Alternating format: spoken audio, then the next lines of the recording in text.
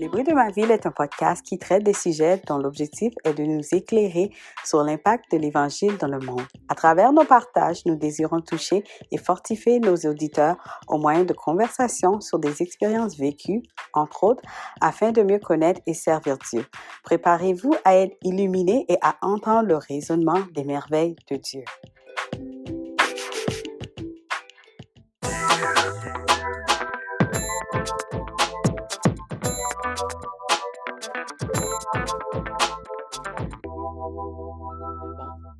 Allô à tous, bienvenue à notre dernier épisode de la première saison.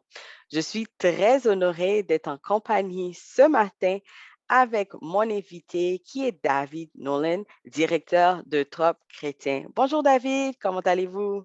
Bonjour tout le monde, je vais très bien, merci. Oui, merci d'avoir accepté l'invitation des bruits de ma ville. Donc, tout premièrement, pouvez-vous nous laisser savoir qu'est-ce que Top Chrétien? Parce que ce n'est pas tous nos auditeurs qui connaissent. Moi, je connais très bien, mais pouvez-vous nous parler un peu de Top Chrétien et c'est quoi? Alors, c'est deux choses. Je pourrais dire, premièrement, c'est un site, Mhm. topchrétien.com avec des milliers de contenus. Et deuxièmement, c'est plus qu'un site aujourd'hui. C'est pas seulement topchrétien.com, c'est aussi une mission avec une cinquantaine d'employés. Et on a une trentaine de services. Donc, topchrétien.com, c'est juste l'un des services. On a par exemple aussi Top Musique, Top Bible, connaîtredieu.com. On a beaucoup d'outils. Voilà en résumé ce qu'est Top Chrétien. OK, wow. Ben, je voulais, après tout ça, savoir, ben, quel a été votre parcours et juste comment est-ce que vous avez rencontré Christ? Est-ce que vous étiez chrétien auparavant ou vous avez connu Christ, on va dire, au travers de votre vie? Alors, mon parcours, bon, aujourd'hui j'ai 47 ans.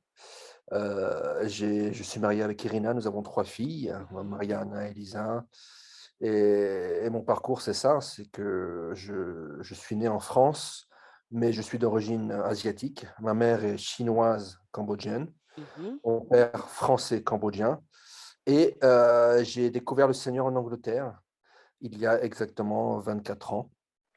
Et donc, je me considère un peu dans ma spiritualité chrétien anglais, anglophone. OK.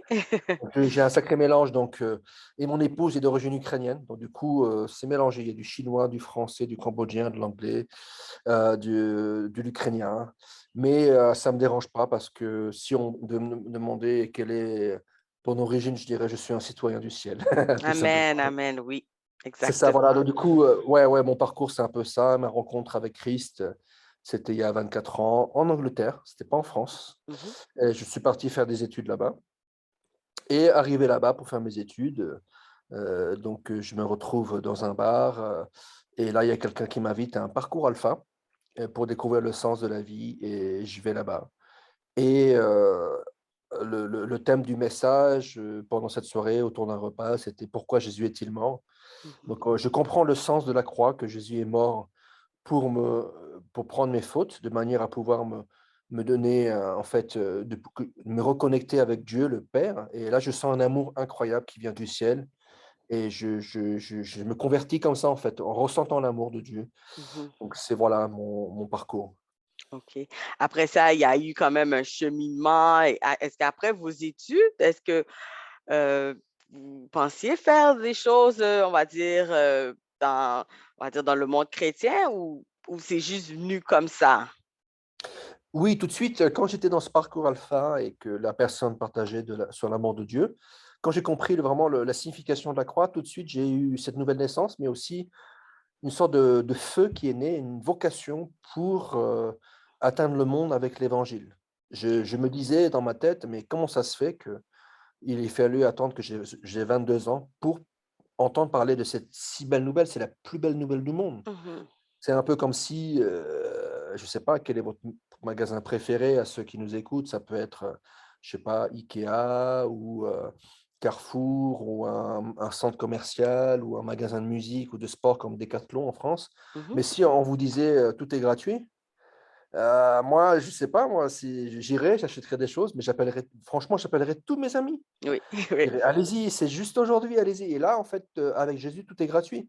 On Mhm, peut avoir la remise de la dette de nos péchés gratuitement, grâce à son sang, et on peut aussi aller au ciel gratuitement, en fait.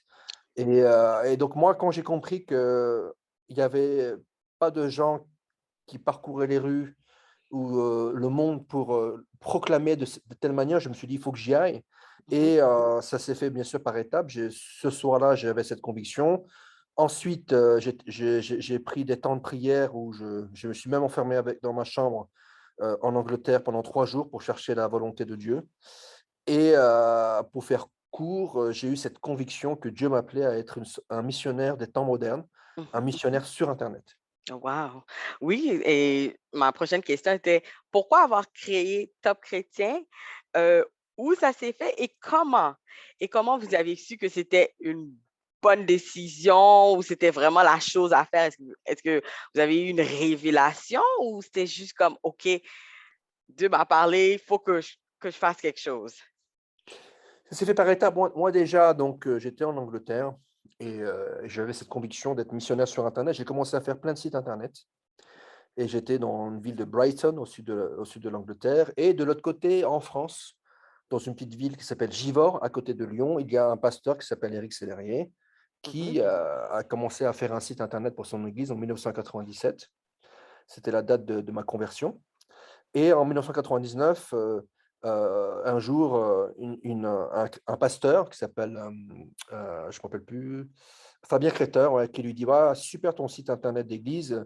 Je connais personne qui a fait un site pour son église. Est-ce que tu voudrais pas faire un site comme Yahoo, avec un moteur de recherche?» Donc Eric, lui a dit, «Bah, pourquoi pas, mais j'ai aucune idée comment faire ça. Moi, j'ai juste fait un petit site, très basique mhm, d'église». Et Fabien lui dit: «Bah, non, moi je connais quelqu'un, une chrétienne qui s'appelle Estelle Martin en Suisse, elle est programmeur, peut-être qu'elle est intéressée». Donc du coup, Estelle appelle Eric et lui dit: «Moi tout ce que tu me demandes, je le ferai, je suis experte». Et Eric il dit: «Moi j'aimerais créer un moteur de recherche avec où les gens peuvent poser leur site et comme ça on peut trouver tous les sites chrétiens d'églises, de France et de francophonie et pas seulement les mhm, sites d'églises, d'autres sites». mhm, Et c'était comme ça en 1999 dans une petite ville, de France à Givors. C'était au départ un moteur de recherche avec un classement. C'est pour ça que ça s'appelle Top Chrétien. mhm. C'était un classement du top des sites chrétiens. Aujourd'hui, ce classement n'existe plus, mais ça a commencé comme ça, donc du coup, au travers d'une conversation avec un pasteur. Et après cela, on a greffé une petite pensée du jour. On a greffé des choses pour des leaders. Aujourd'hui, ça s'est développé, on fait des outils pour faire des disciples. Donc, on n'a jamais su que c'était un moment la bonne décision, mais par contre, c'est un peu comme je ne sais pas si vous savez, il y a un moment, il y a Jésus qui marche sur l'eau et Pierre, il est Mhm. sur la barque. Et donc, il hésite et il fait un pied dehors. Et là, il y a la marche miraculeuse. Donc, du coup, nous, on a fait un pas de foi. Et petit à petit, Dieu nous disait, fais un autre pas ici. Et là, jusqu'à aujourd'hui, on marche sur l'eau. Mais il y a aucun moment où on se dit, voilà, il y a eu cette décision, il y a eu ce moment précis.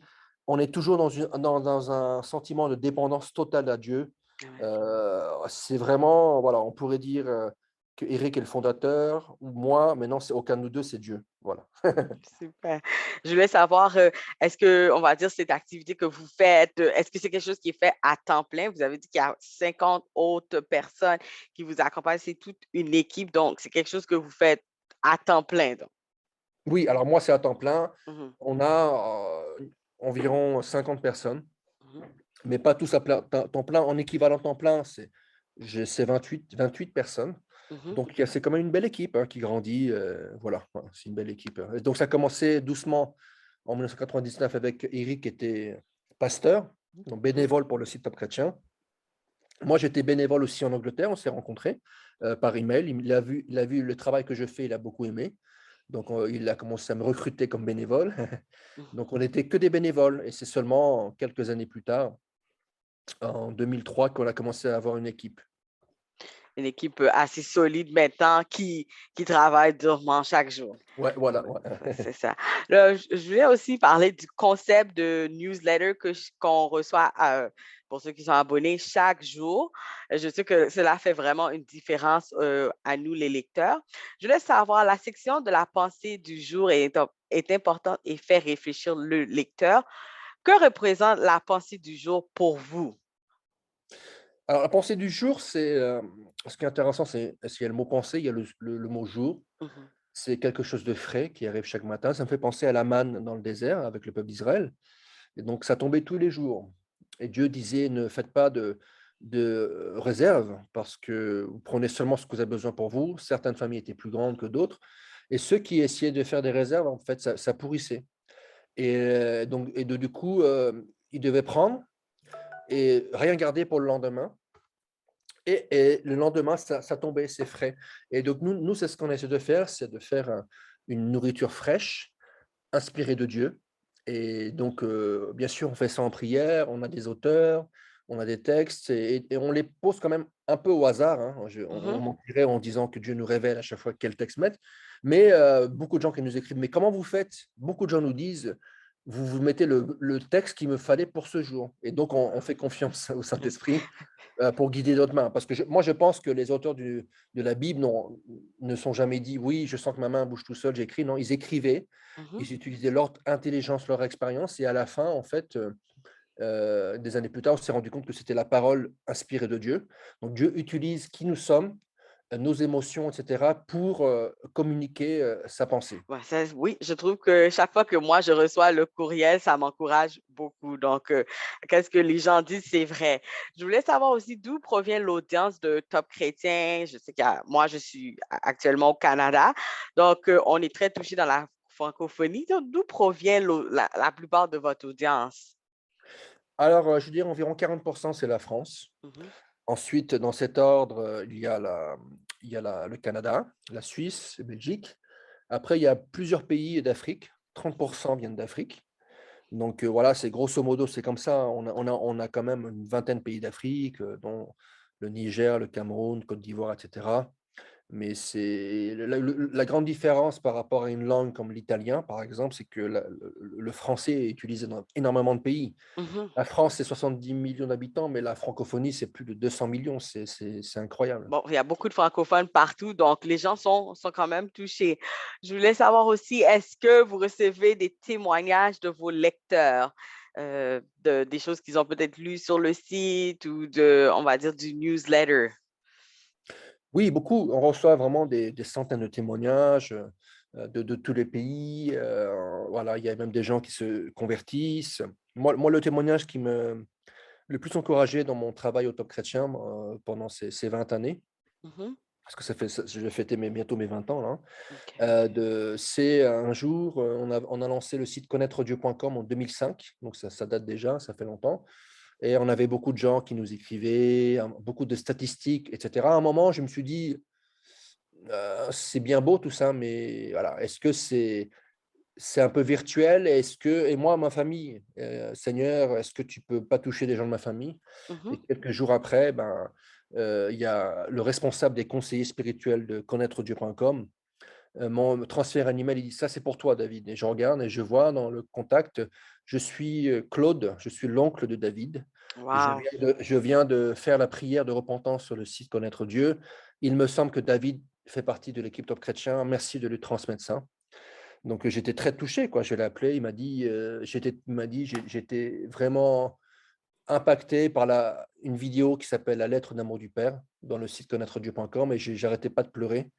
Et Dieu a fait quelque chose dans ma vie. Aujourd'hui, il est chrétien, il est toujours Mhm, chrétien. mhm, Il s'est marié avec une chrétienne, il est dans une église en région parisienne, cambodgienne, à Drancy. mhm. Donc, voilà, souvent on se dit, oui, Internet, virtuel. Maintenant, c'est pas virtuel. Dieu utilise n'importe quel outil pour atteindre qui il veut et quand il veut. C'est vrai. Oui, c'est très beau témoignage. Je pense qu'il y a beaucoup de personnes qui prient pour leur famille vraiment parce que nous tous, on aimerait les voir sauvés et connaître le Seigneur. Merci beaucoup. Et je voulais savoir comment vous faites pour rester à jour aux choses qui se font on va dire, la technologie, les choses évoluent très vite. Donc, quand ça vient à Top Chrétien, comment vous restez à jour? Moi, je dirais, premièrement, c'est déjà en regardant ce qui se passe Mmh. et en testant les choses. Par exemple, quand il y a des choses qui arrivent, par exemple, TikTok est arrivé. Moi, j'ai 3 filles qui sont assez jeunes, elles ont 10 ans, 8 ans et 5 ans, donc du coup, ils en parlent en cours. Ils me parlent de TikTok, donc du coup, moi, tout de suite, je me dis: «Je vais installer». Oui, oui. Installer, donc du coup, je teste, donc il faut beaucoup tester, il faut lire, on Mmh. regarde des articles. Des fois, c'est très simple, c'est dans les journaux, c'est pas forcément dans les journaux technologiques. Mmh. On va tester et cetera et je dirais troisièmement, c'est par l'inspiration de Dieu.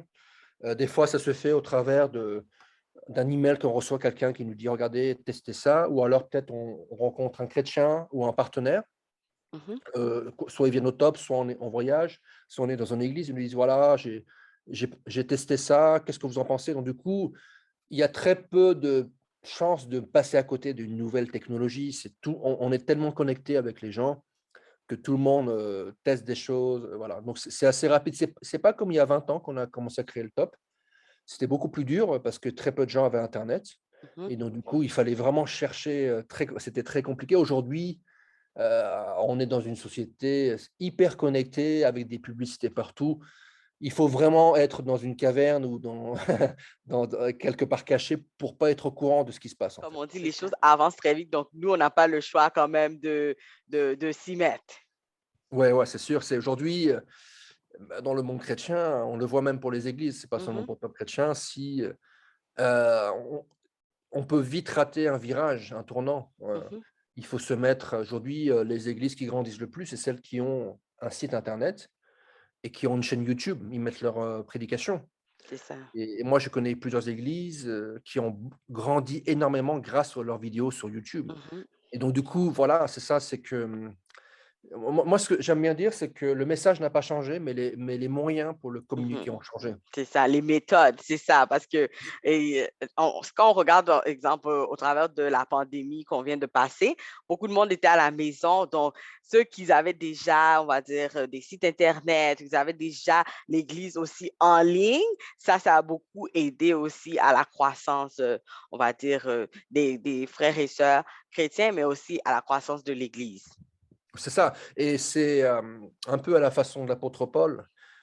Il était très moderne parce Mmh. que à l'époque, tout le monde ne le faisait pas, mais lui, il osait prendre les bateaux romains, les routes romaines en pierre, en galets, donc il était, c'est l'équivalent des avions d'aujourd'hui Mmh. et moi, j'aime bien utiliser cette expression, 1-21, c'est le message du 1er siècle avec les outils du 21e siècle Mmh.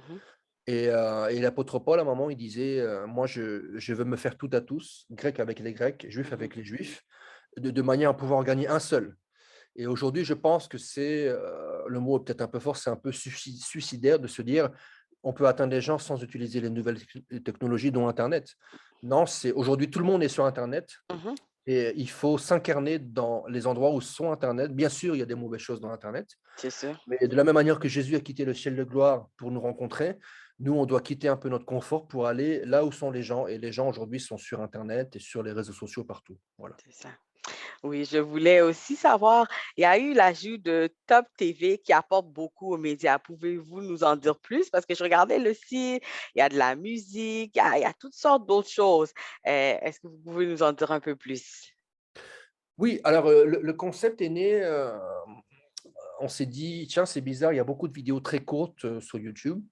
Après, il y a TikTok qui est arrivé et cetera. On s'est dit: «Mais pourquoi, on ne devrait pas faire au Top Chrétien quelque chose de plus moderne et proche des jeunes?» Avoir des vidéos très courtes entre 1 et 7 minutes. Il y a beaucoup de télé chrétiennes qui existent déjà, qui font un excellent travail, qui ont des vidéos de 30 minutes, 45 minutes, 1 heure. On s'est dit: «Pourquoi pas nous, tenter quelque chose comme une télé mobile qui tient dans la poche, au travers des smartphones, de la technologie 4G, 5G». Et donc on s'est lancé comme ça, on a commencé par une émission, Boost ta journée, une deuxième, 5 minutes essentielles.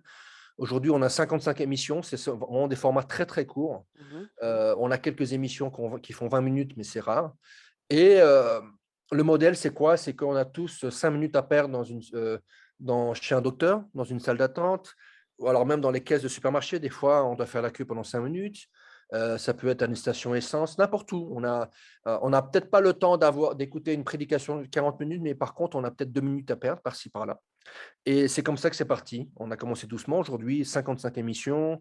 On a greffé des émissions un peu plus longues, qui sont vraiment intéressantes. On a commencé à doubler aussi les vidéos de Joseph Prince. Mhm. Aujourd'hui, ça marche très, très bien. Et aujourd'hui, Top TV, ben, c'est utilisé par des milliers de gens et ça correspond environ à 60 000 vues par jour. Donc, ça a pas mal marché. Mhm. On est content du résultat. Et c'est juste le début parce que on a une génération qui va de plus en plus utiliser uniquement le smartphone, qui vont C'est plus se ça. connecter à la télé. Mhm. Il n'y aura plus besoin de satellite. Et donc, du coup, je pense que dans les années suivantes, Top TV est appelé à grandir en audience. Ouais, super. Je voulais aussi savoir comment le digital a eu de l'impact sur votre travail et à la façon de gérer Top Chrétien depuis ses débuts en 1999. Alors, oui, alors bon, le Top Chrétien est par défaut un outil digital. Mhm. Donc, du coup, dès le départ, c'est du 100% digital. Mhm. Mais par contre, ce qu'on a fait, c'est que, donc bien sûr, ça a eu un impact très grand. Ce qu'on a fait, c'est qu'au départ, comme les gens ne connaissaient pas trop Internet, ils ne connaissaient pas trop Top Chrétien, donc on faisait du papier. On écrivait aux églises, on allait dans les églises, on présentait, etc. Aujourd'hui, c'est un peu le modèle inverse, c'est qu'on se rend compte qu'on a un modèle digital, mais on aimerait avoir un modèle hybride. Mhm. Ça veut dire digital et présentiel sur le terrain. Donc, on développe des outils avec pas mal de partenaires, dont le CNEF, etc. Par exemple, disciple.fr, disciple au pluriel, avec un S à la fin. Et donc, du coup, aujourd'hui, je dirais, de manière générale, ça a toujours un impact à 100%, mais on veut se diversifier.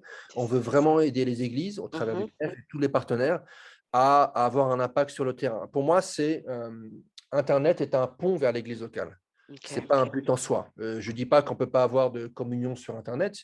On peut faire des Zooms, on peut faire des cultes en ligne, on peut faire des Skype, on peut prier ensemble. Mais le modèle idéal, c'est ce qu'on verra au ciel, c'est le contact, c'est le toucher physique, et c'est l'encouragement, on peut prendre la Sainte Seine ensemble. Mhm. On ne peut pas encore et on ne pourra jamais, je pense, faire un baptême sur Internet. C'est dangereux au niveau de l'électricité. Donc, du coup, voilà, c'est ça, c'est que le modèle digital Mhm. est vraiment, l'idéalement, c'est que 100% des gens qui sont atteints de manière digitale se retrouvent à 100% dans des églises locales. OK, Voilà. OK, d'accord.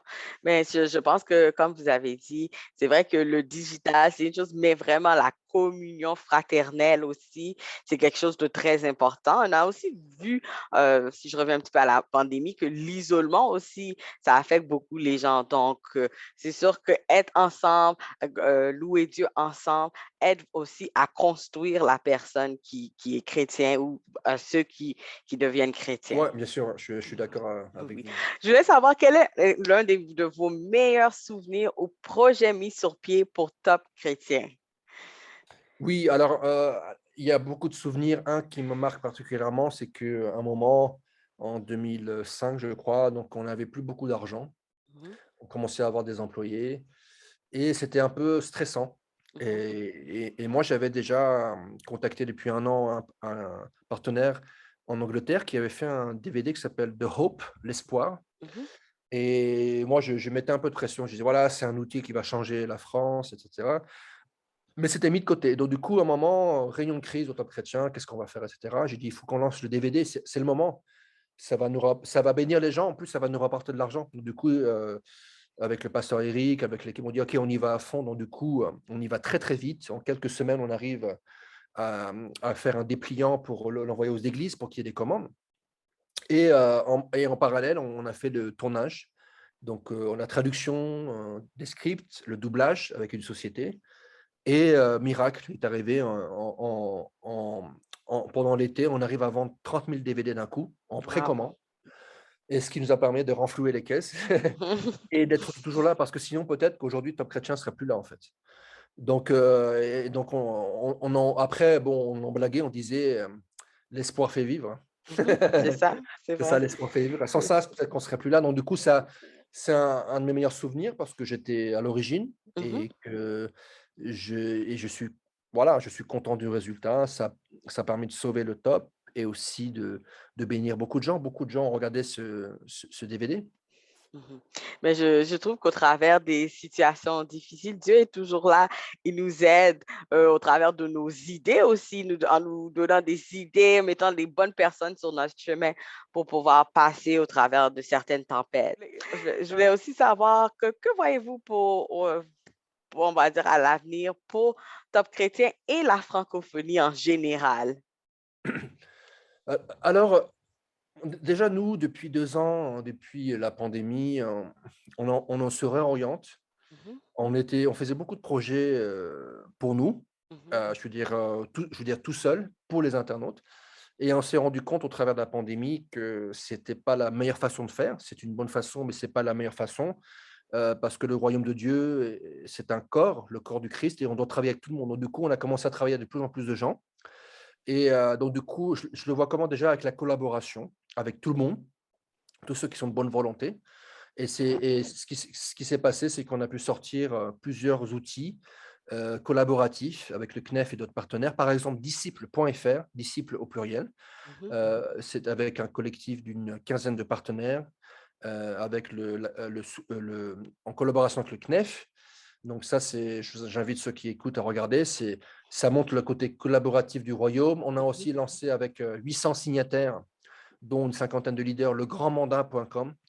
C'est un manifeste que les gens peuvent signer pour dire: On n'a plus le choix, il faut se lancer dans l'obéissance radicale à l'ordre que Jésus a donné dans Matthieu 28, 19 20. Il a dit: «Allez de par de monde et faites des disciples». Et faire des disciples, c'est pas du tout comme on le fait aujourd'hui. Aujourd'hui, c'est plutôt, on invite les gens à une prière de repentance et après on les laisse tranquilles. Ils vont faire leur culte pendant des années. Alors que le discipulat, c'est quoi? C'est Jésus, il a dit: «Allez de par le monde, faites des disciples, baptisez-les au nom du Père, du Fils et du Saint-Esprit et enseignez-leur à obéir à tout ce que je vous ai prescrit». Donc du coup, il y a une notion de, pas seulement de connaissance, mais d'obéissance radicale aux paroles de Jésus et de transmission, de multiplication. Donc du coup, comment, on voit l'avenir pour le Top chrétien et la francophonie? C'est un mouvement de disciples sans précédent, Mmh. et ce sont des gens qui se multiplient très vite avec des méthodes, avec de l'accompagnement, avec d'autres frères et sœurs qui sont là pour la redevabilité, qui vont dire: «Est-ce que tu as mis en pratique ce que tu t'es engagé de faire?» Mmh. Et par exemple, nous, juste pour redonner en une phrase, une définition d'un disciple, bah, c'est un disciple, c'est quelqu'un qui est censé connaître le prénom des disciples de ses disciples. On a fait un disciple, on l'a encouragé et formé à faire de même, et un jour, il nous dit: «Voilà, moi, maintenant, j'ai tel disciple, j'ai Robert, j'ai Stéphanie, et cetera». Et tant qu'on n'est pas arrivé à 3 générations, c'est qu'on n'est pas disciple, on est consommateur, on est un converti. Et ça, c'est radical, Mmh. mais c'est ce que Jésus a fait avec les disciples, ce qu'on voit dans le livre des Actes. Donc du coup, pour compléter, c'est un mouvement de disciples sans précédent, rempli du Saint-Esprit, avec un amour surnaturel qui découle du Saint-Esprit, et aussi avec les dons du Saint-Esprit. Aujourd'hui, on a besoin de la parole, bien sûr, mais on a besoin du Saint-Esprit et de tous ces Mmh. dons. Dans 1 Corinthiens 12, des miracles, des guérisons, des prophéties, paroles de connaissance. On ne peut pas faire sans les dons du Saint-Esprit. Il est venu pour nous donner des dons. Et nous, si on pense qu'on peut faire sans ces dons, ben, c'est de l'orgueil. Et non seulement on l'attriste parce qu'on refuse ses cadeaux, mais en plus, on n'est pas efficace. Merci beaucoup. Ça m'a vraiment touchée et la partie de faire des disciples, je pense que vraiment on est rendu vers la fin des temps. Quand on regarde le monde, il y a beaucoup de choses qui se passent.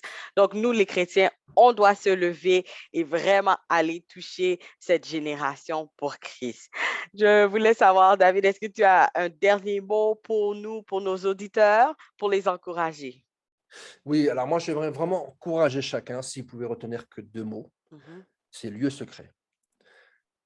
On est tellement dans une société de stress, de rapidité, micro-ondes, fast-food, surconsommation, on en oublie, le temps de qualité dans le lieu secret avec notre Papa céleste.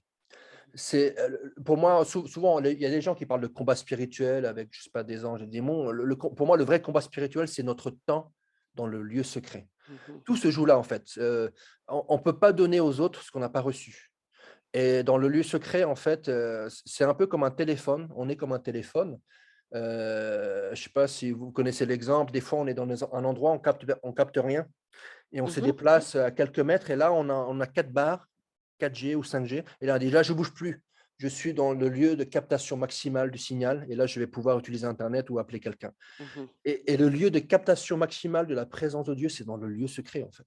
C'est là où on peut ouvrir nos bras et recevoir du ciel sur la terre le surnaturel de Dieu, la présence bienfaisante et aussi le miraculeux, les signes, les prodiges, les connexions divines, les provisions divines, les directions divines. On reçoit et quand on sort du lieu secret, en fait, on déborde du trop-plein qu'on a reçu du Père Céleste, en fait.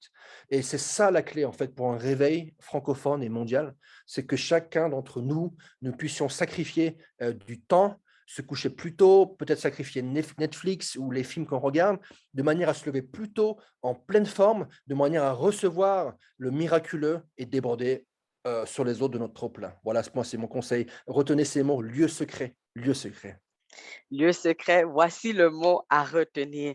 Je voulais vraiment vous remercier, David, d'être venu ici, partager votre témoignage et vraiment parler de Top Chrétien. J'encourage nos auditeurs d'aller voir la page Top Chrétien et tout ce qu'il y a dessus aussi et de vous abonner au newsletter qui vient à chaque jour, on va dire, nous fortifier. Et pour moi, je dis me fortifier aussi.